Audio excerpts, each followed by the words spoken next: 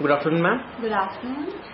May I know your name and where do you stay? Yeah, I'm Neha Sikka and I live in Anand Niketan. How old is your child? One son, he's turning 2 next week, and second one who's 1 month old. What kind of classes that you are looking for him? Well, for my older son, I actually started looking for classes when he turned around 6 months. Something that would have some amount of music, dancing, physical movement in a constructive way, and where he might learn something, but in a fun format. So what were the options did you consider before this institute? Well, I considered some music classes, and there's actually very limited options for children that young, I think, in Delhi. So I thought about some music classes, but I like this format better because it's more holistic. It has, it has music, it has dance, it has storytelling, and it's all very intimate. As in, there's a lot of interaction between the people who conduct the classes and the students.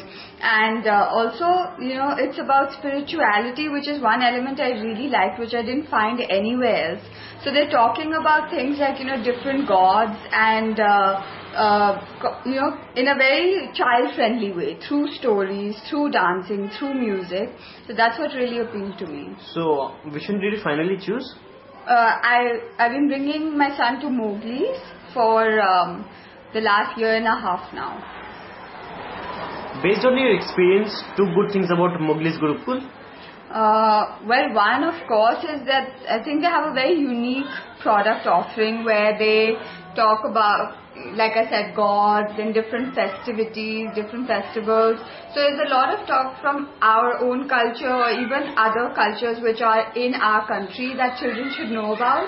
But it's not in a purely education format. It's not like in a school book learning. It's very fresh, very unique, where children feel really involved. And the other thing, of course, is they have, new and very fresh activities every time, which kids really enjoy. How would you like to rate Mowgli's Gurukul from 1 to 5? Well, I'll definitely give it a 5. Thank you. Thanks.